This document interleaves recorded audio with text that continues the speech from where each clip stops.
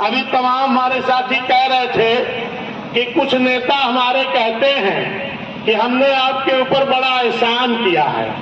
ये मेरे साथियों, उन नेताओं से कह देना कि आपने हमारे ऊपर कोई एहसान नहीं किया।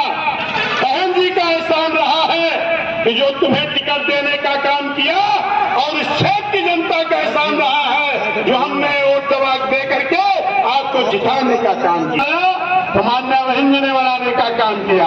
आप भली बात जानते हो कि आज अभी ये जो चुनाव हुआ है 24 का लोकसभा का, तमाम हमारे साथी कहते हैं बीएसपी कमजोर हो गई। अरे बीएसपी कभी नहीं कमजोर हो सकती।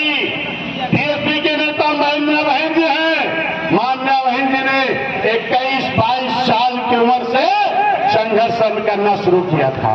ये मेरी माताओं बहनों, जरा गौर करिएगा कि मान्य बहन जी के पिताजी ने, माताजी ने कहा कि ये राजनीति करना छोड़ दो या तो घर छोड़ दो। इस तरह के हैं जो बहन जी के ऊपर भी टिप्पणी करते हैं। ये मेरे सम्मानित साथियों, ऐसे लोगों को से सोचना चाहिए। इकलौती नेता बहन जी हैं जो हमारे हित के लिए सोचती हैं, हमारे लिए लड़ती हैं। अभी आपने देखा कि आपके संविधान को लोगों ने उसको वर्गीकरण करना चाहा, तो इस देश के किसी नेता की आवाज नहीं निकली। ना तो माननीय राहुल गांधी जी की जुबान खुली, ना माननीय अखिलेश यादव जी की जुबान खुली, किसी नेता की जुबान नहीं खुली। लेकिन मान्या बहन जी ने ललकार भरते हुए 21 तारीख को जब बहुजन समाज के लोगों को बहन जी ने इशारा करने का काम किया, तो यही बहुजन समाज के लोग पैसे बिना किसी संसाधन के पूरे देश में रोड पर आंदोलन करने का काम किया, अपने आरक्षण को बचाने के लिए, अपने संविधान की लड़ाई लड़ने के लिए। ये मेरे सम्मानित साथियों, इसी अभी 24 के चुनाव में आपके बीच में एक बहुत बड़ी साजिश हुई थी। साजिश क्या हुई?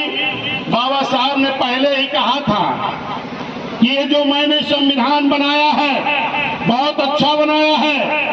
अगर इस संविधान को इस देश के हुकूमत करने वाले लोग अगर ईमानदारी से लागू कर दे, तो इस देश में कोई भी व्यक्ति गरीब नहीं रह जाएगा, इस देश की उन्नति हो जाएगी। लेकिन ये मेरे सम्मानित साथियों, इस देश की हुकूमत करने वाले लोगों ने आज तक भी बाबा साहब के संविधान को ईमानदारी से लागू कराने का काम, मन में ये शंका नहीं थी कि कहीं ऐसा ना हो कि मेरे ना रहने के बाद लोग संविधान बदल दें। इसीलिए बाबा साहब